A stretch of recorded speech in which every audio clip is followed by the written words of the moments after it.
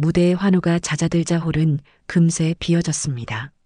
바른테크 그룹 총괄 고도연은 검은 정장을 여미며 로비 유리벽에 비친 자신의 얼굴을 바라봅니다. 회식 자리에서 마신 소주 3잔이 아직 혈관에 남아 있습니다. 대리기사 호출 앱을 켭니다. 화면에 여러 기사들의 프로필이 나타납니다. 그중 한 명을 선택하고 호출 버튼을 누릅니다. 3분 후 젊은 청년이 차 앞에서 정중하게 인사합니다. 안전하게 모시겠습니다. 차 문을 여는 청년의 눈매에 어딘가 오래된 기억이 스칩니다. 그 밤은 잊었다고 믿던 이름으로 다시 시작됩니다. 영상 시청 전 구독과 좋아요 눌러주세요.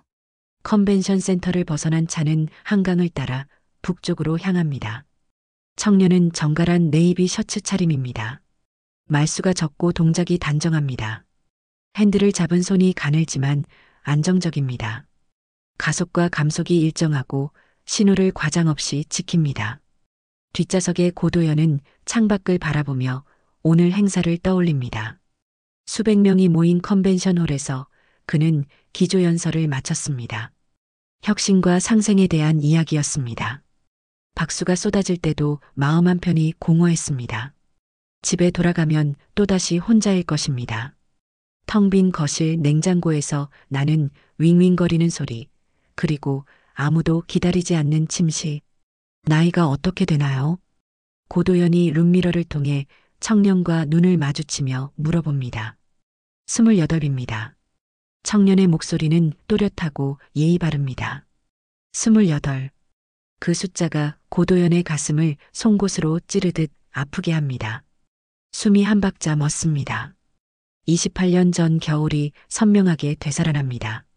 대학교 후문 카페에서 따뜻한 코코아를 마시며 미래를 이야기하던 21살의 정가영. 각자의 길을 걸어가요. 마지막 만남에서 그녀가 건넨 말이 귓가에 메아리칩니다. 만약 그때 다른 선택을 했다면, 만약 집안의 압력에 굴복하지 않았다면, 신호등에서 잠시 멈춘 차 안에 무거운 정적이 흐릅니다. 청년이 조심스럽게 입을 엽니다. 혹시 어디가 불편하시면 말씀해 주세요. 괜찮습니다. 고도연은 대답하면서도 룸미러 속 청년의 얼굴을 유심히 관찰합니다. 이마의 선, 눈꼬리의 각도, 입술의 모양. 어딘가 익숙한 느낌이 파도처럼 밀려옵니다. 차가 다시 출발하자 청년이 말합니다. 오늘 늦은 시간인데 고생이 많으셨겠어요. 고도연은 창밖의 네온 사인들을 바라보며 깊은 숨을 내쉽니다. 어쩔 수 없죠. 일이니까요. 목소리에 스며든 피로감을 청년이 알아차렸는지 고개를 끄덕입니다. 저도 주로 야간 대리운전을 합니다. 낮에는 어머니 일을 도와드려서요. 어머니. 그 단어에 고도연의 등골이 서늘해집니다. 심장이 북처럼 요란하게 뛰기 시작합니다. 어머니가 무슨 일을 하시는지. 약국을 운영하고 계세요. 약국. 고도연의 손끝이 차갑게 식어갑니다. 28년 전 정가영은 약학대학 진학을 준비하고 있었습니다. 단순한 우연일 리 없습니다. 운명이 그를 이 차 안으로 이끈 것일까요? 약국 이름이 뭔가요? 고도연의 목소리가 떨립니다. 청년이 룸미러를 통해 그를 바라보며 대답합니다. 정가영 약국입니다. 집에 도착한 뒤에도 고도연은 잠을 이룰 수 없었습니다. 거실에 불을 켜고 소파에 앉아 방금 전 일을 곱씹어 봅니다. 정가영 약국? 그 이름이 머릿속에서 맴돌며 떠나지 않습니다. 서재로 향해 책장 뒤쪽 깊숙한 곳에서 낡은 상자를 꺼냅니다. 20년 넘게 열어보지 않았던 상자입니다. 뚜껑을 열자 바래진 사진 몇 장이 나옵니다. 흑백에 가까운 엽서, 그리고 정성스럽게 접힌 편지들. 가장 위쪽 사진을 집어듭니다. 눈이 내리던 겨울날 대학교 후문 앞에서 찍은 사진입니다. 21살의 정가영이 두꺼운 코트를 입고 환하게 웃고 있습니다. 그 옆에 선 자신의 모습도 지금보다 훨씬 어리고 순수해 보입니다. 편지를 한 장씩 펼쳐봅니다. 도연아, 각자의 꿈을 응원해요. 당신은 사업가가 되어야 하고 나는 약사가 되고 싶어요. 서로의 걸음을 존중해요. 단정한 필체가 손끝을 타고 마음으로 스며듭니다. 그때는 몰랐습니다. 그녀가 이미 임신 사실을 알고 있었다는 것을, 혼자서 모든 것을 감당하려 했다는 것을. 달력을 꺼내어 손가락으로 숫자를 세어봅니다.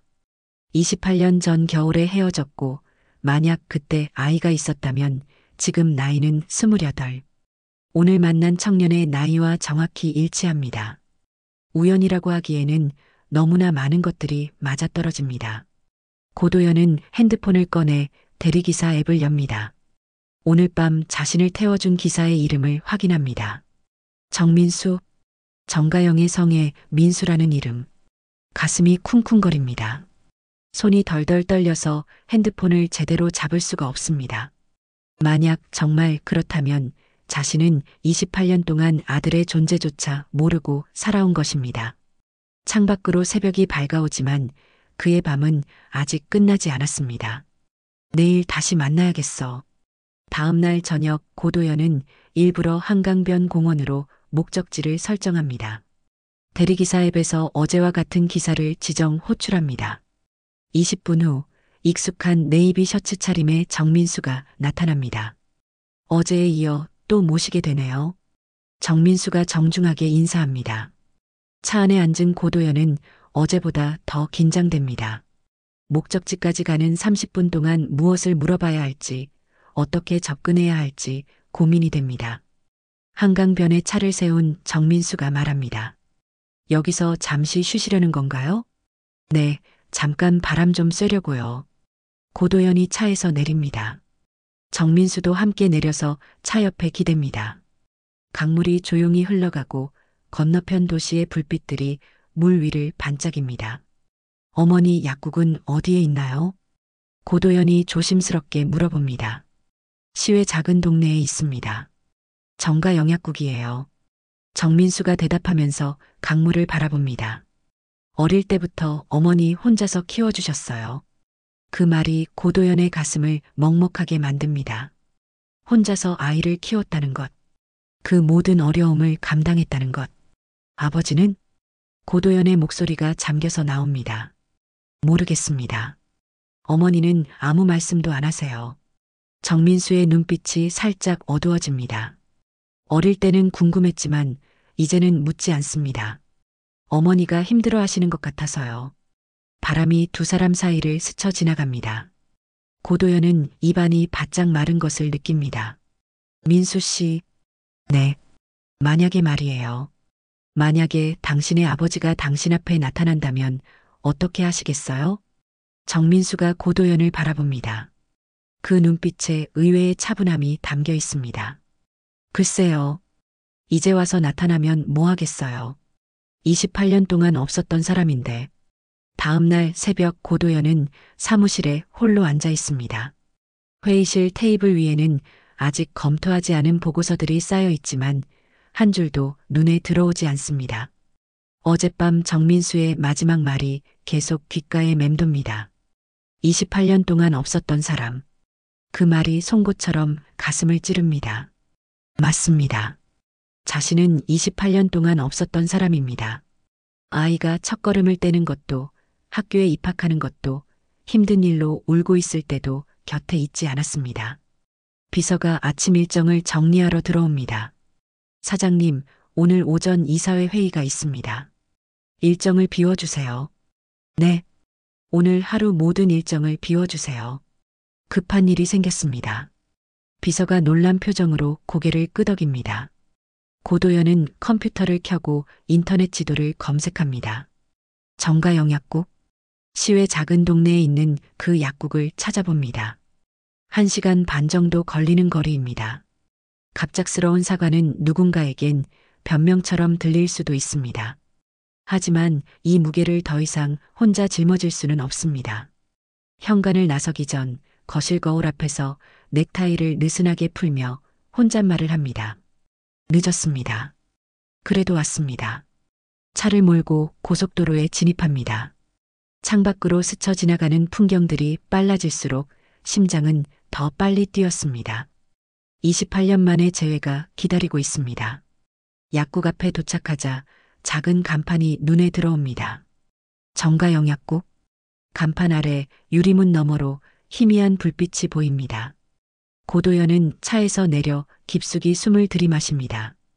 문 앞에 서자 손이 떨려서 초인종을 누르기가 힘듭니다. 안쪽에서 발걸음 소리가 들려옵니다. 문이 열리자 단정한 단발머리의 여인이 나타납니다. 28년의 세월이 만든 주름이 눈가에 자리 잡고 있지만 눈빛은 여전히 맑습니다. 정가영입니다. 무슨 일이신가요? 그녀가 문을 반쯤 열며 물어봅니다. 고도연을 알아보는 순간 그녀의 얼굴에 놀라움이 스쳐 지나갑니다. 가영아. 그 이름이 너무나 자연스럽게 입술을 떠납니다. 정가영이 짧게 숨을 들이마십니다. 이 이름을 부를 자격은 이제 없다고 생각했는데요. 목소리에 원망은 없었지만 깊은 상처가 느껴집니다. 들어오세요. 그녀가 문을 활짝 열어줍니다. 약국을 지나 뒤쪽 계단을 올라 2층 작은 거실로 향합니다. 소박하지만 깔끔하게 정리된 공간입니다. 테이블 위에는 따끈한 보리차 2잔이 김을 올립니다. 그때 당신은 집안 사정이 있었죠. 저는 제 길을 선택했고요. 정가영이 차를 마시며 조용히 말합니다. 고도연은 고개를 깊숙이 숙입니다. 변명의 여지가 없습니다. 변명을 듣고 싶어서 부른 게 아니에요. 그녀의 목소리는 담담합니다. 그럼 왜? 민수를 만났습니다. 정가영의 손이 잠시 멈춥니다. 대리기사로 일하더군요. 네. 제 아들입니까? 정가영이 오랫동안 고도연을 바라봅니다. 그 시선 속에는 28년간의 모든 고생과 아픔이 담겨 있습니다. 네. 한 글자 대답에 고도연의 세상이 뒤바뀝니다. 바로 그때 현관문이 열리는 소리가 들립니다. 계단을 올라오는 발걸음 소리. 정민수가 나타납니다. 어머니, 손님이. 그가 고도연을 보는 순간 멈춰섭니다. 어젯밤 그분이시네요. 세 사람이 한 공간에 마주 서 있습니다. 공기가 무거워집니다. 정민수의 눈빛이 두 사람 사이를 오가며 무언가를 깨닫기 시작합니다. 세 사람은 작은 식탁에 마주 앉았습니다. 테이블 위에는 소박한 반찬들이 놓여 있습니다. 김치찌개, 계란말이, 멸치볶음. 정가영이 정성스럽게 차려준 저녁상입니다. 숟가락과 젓가락이 그릇에 부딪히는 소리만이 조용한 공간을 채웁니다. 정민수는 계속해서 고도연과 어머니를 번갈아 바라봅니다. 뭔가 중요한 이야기가 오갈 것이라는 것을 본능적으로 느끼고 있습니다. 민수야. 정가영이 먼저 입을 엽니다. 네, 어머니. 내가 태어나던 그 겨울, 엄마는 미리 마음을 정했단다. 누구도 원망하지 않겠다고. 정민수의 숟가락이 멈춥니다. 고도연은 손바닥에 힘을 주며 자신을 추스릅니다. 내가 그때 약했습니다. 너와 어머니에게 진 빚은 내 몫입니다. 왜 지금입니까? 정민수가 낮은 목소리로 묻습니다. 더 늦으면 아예 못 올 것 같아서. 고도연의 목소리에 진실함이 묻어납니다. 그런데 왜 하필 대리기사로 만난 겁니까? 우연치고는 너무. 모르겠습니다. 운명이라고 해야 할까요? 정민수가 젓가락을 내려놓습니다. 저는 아버지라는 단어를 써본 적이 없습니다. 그 말이 고도연의 가슴을 도려냅니다. 다른 집 아이들이 아버지 이야기를 할 때 저는 항상 조용히 있었어요. 정민수의 눈에 어린 시절의 상처가 스쳐 지나갑니다. 학부모 참관 수업 때도 운동회 때도 어머니 혼자 오셨어요. 정가영이 아들의 손을 잡습니다. 민수야, 그런 말하지 마라. 괜찮아요, 어머니. 사실이니까요. 고도연은 자리에서 일어나 정민수와 정가영 앞에 깊숙이 허리를 굽힙니다. 용서하라고 요구하지 않겠습니다. 다만 이제라도 내가 할 수 있는 일이 있다면. 돈입니까? 정민수가 날카롭게 묻습니다. 돈으로 28년을 보상하겠다는 겁니까? 그런 뜻이 아닙니다. 그럼 뭡니까? 정민수가 자리에서 일어납니다. 저희는 지금까지 잘 살아왔어요. 어머니와 저 둘이서 말이에요. 그의 목소리에 분노보다는 깊은 실망이 묻어납니다.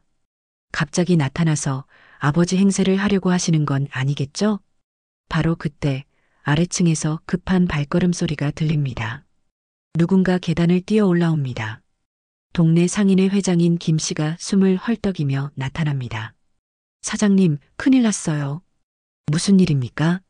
정가영이 놀라며 일어섭니다. 인터넷에 사진이 올라왔어요. 대기업 총괄이 시골 약국에 왔다고. 김 씨가 핸드폰을 꺼내 보여줍니다. 화면에는 고도연이 약국으로 들어가는 모습이 선명하게 찍혀 있습니다. 벌써 기자들이 알았나 봅니다. 곧 여기로 올 거예요. 고도연의 핸드폰이 동시에 울리기 시작합니다. 화면에 이사회 김상무라는 이름이 뜹니다. 전화를 받자 차가운 목소리가 흘러나옵니다. 도연 씨, 지금 어디 계십니까?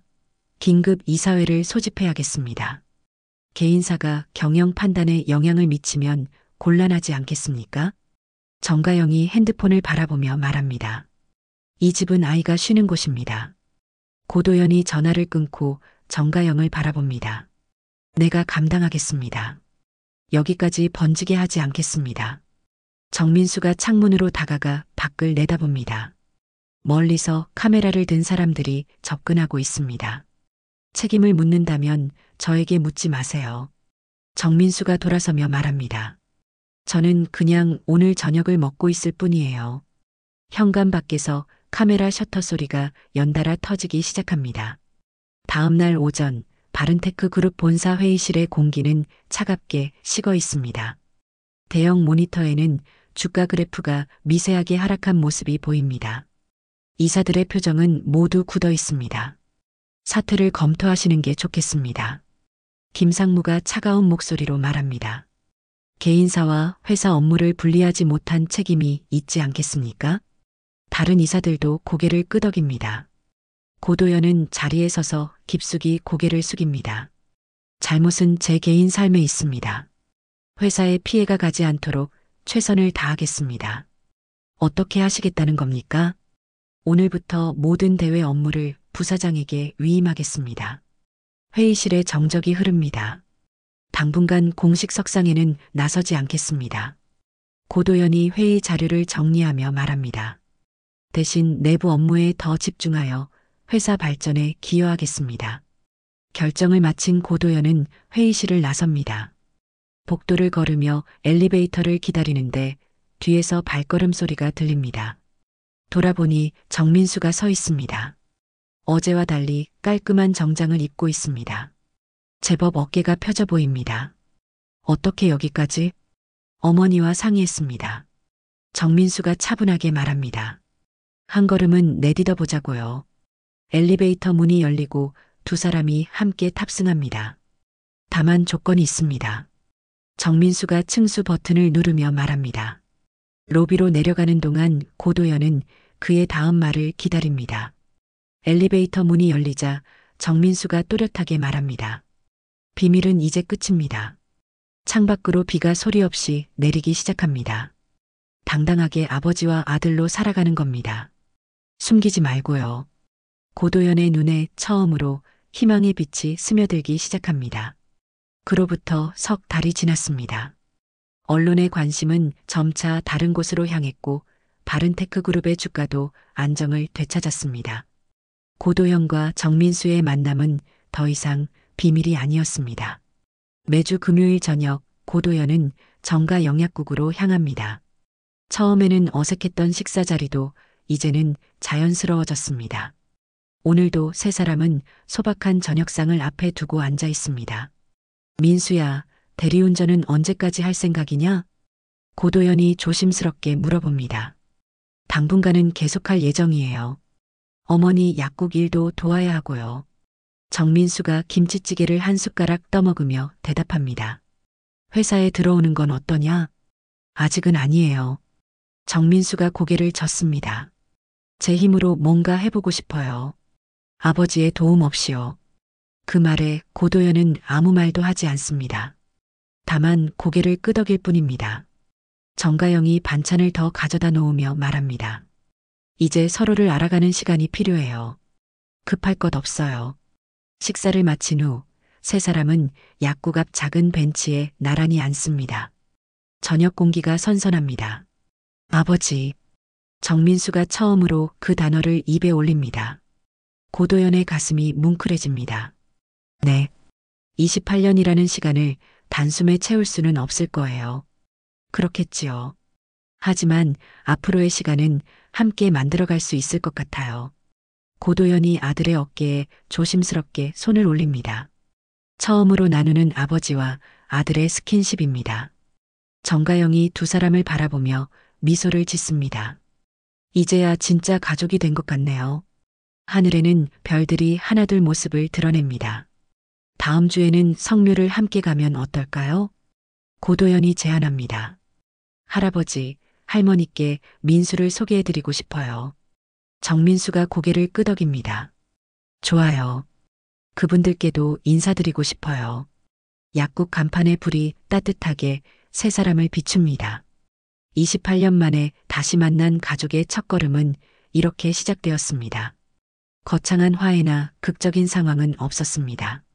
대신 서로를 이해하려는 마음과 시간을 함께 보내려는 작은 노력들이 있었습니다. 고도연은 매주 약국을 찾았고 정민수는 조금씩 마음을 열어갔습니다. 정가영은 그런 두 사람을 따뜻하게 지켜보았습니다. 어떤 사랑은 늦게 시작되어도 괜찮습니다.